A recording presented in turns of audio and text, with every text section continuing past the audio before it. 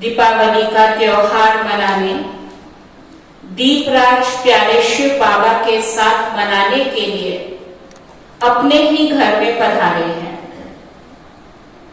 परमपिता परमात्मा, जिसकी तुलना ही हम ज्योति से करते हैं, जिसके लिए कहा ही जाता है हजारों सूर्यों से तेजोमय, ऐसी जागती ज्योत परमपिता परमात्मा की हम सब आत्माएं अजर अमर अविनाशी चैतन्य दीपक बैठे हैं। दीपावली का त्योहार हम सब बहुत खुशियों के साथ मनाते हैं, जो रोशनी का प्रतीक है। परमात्मा ने हम सब आत्माओं को यह स्मृति दिलाई कि ये जो शरीर 5 तत्वों का है, इस मिट्टी के शरीर में आत्मा रूपी दीपक जो सदा जगमगाती रहे और हमारे जीवन को प्रकाशित करती रहे, उसके लिए कौन सा घृत चाहिए?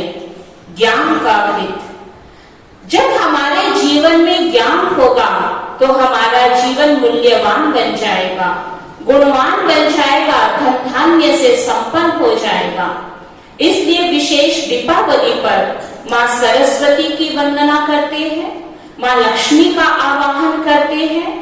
लक्ष्मी नारायण की दुनिया में जहाँ सुख शांति समृद्धि सब कुछ था, दीपावली की रात जो सबसे अंधेरी रात मानी जाती है, और दीपावली के साथ कुछ ऐसी चीजें जुड़ी हुई हैं जिसका आध्यात्मिक रहस्य हमारी सविता दीदी ने आप सबको बताया। लेकिन बहुत ही विचित्र बातें हैं कि हम इन सब कार्यों को तो कर रहे हैं, लेकिन आध्यात्मिकता को नहीं जानते हैं। कई लोग दिवाली वाले दिन विशेष जुआ भी खेलते हैं और कहते हैं कि आज के दिन जो जीतेगा वो बहुत भाग्यशाली कहलाता है। देखा जाए तो जुआ खेलना कोई अच्छी बात तो नहीं है, लेकिन फिर भी लोग खेलते हैं। परमात्मा पिता जब इस कलयुग की रात्रि में इस सृष्टि पर आते हैं, तो हम सब आत्माएं जो ज्ञान के नेत्र से उनको पहचानती हैं, और हम सब भगवान के साथ अपने जीवन का एक सच्चा सौदा करते हैं।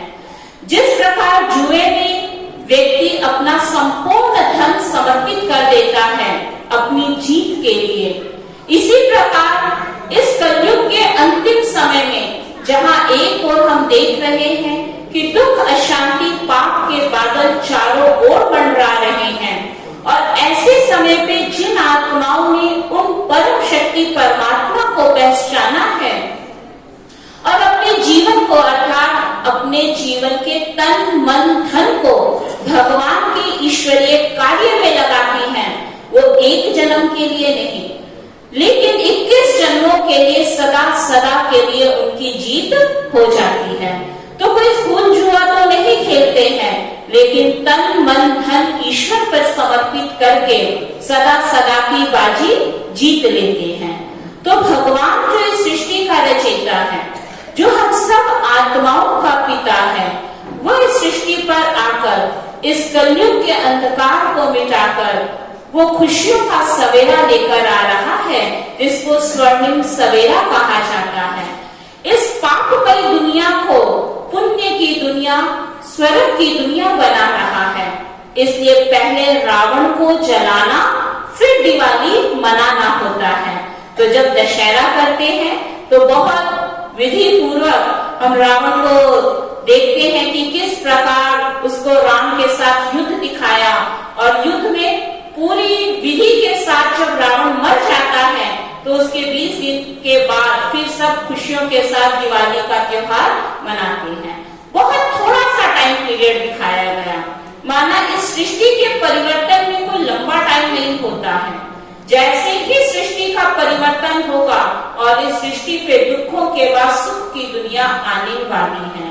तो आज आप सभी जो भी प्यारे बाबा के घर में पधारे हैं, आप सबको देखकर दिल में हमें बहुत खुशी हो रही है कि समय रहते आप अपने घर में आए हैं, अपने पिता के घर में आए हैं।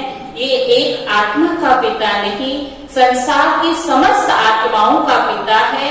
यह आपका अधिकार, जन्मसिद्ध अधिकार है। सुख शांति का वर्षा देने के लिए भगवान धरती पर आया है। ना किसी के जीवन में कोई गम रहे, ना द्वेष रहे, ना राग रहे, ना नफरत रहे। हेल्थ, वेल्थ और हैप्पीनेस का वरदान देने के लिए भगवान स्वयं इस धरती पर आया है। तो आज की इस दीपावली पर आप सबके जीवन में ढेर सारी खुशियां आए।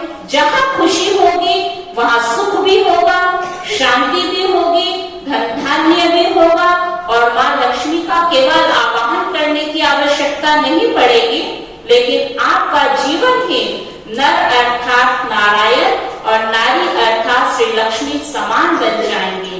तो एक धर्म, एक राज्य, एक भाषा, एक कुल, एक मत मर्यादाओं की स्थापना के लिए भगवान धरती पर आ चुका है। तो आज फिर आप सबको दीपावली के पावन पर्व की ढेर सारी हार्दिक शुभकामनाएं। ओम शांति शांति।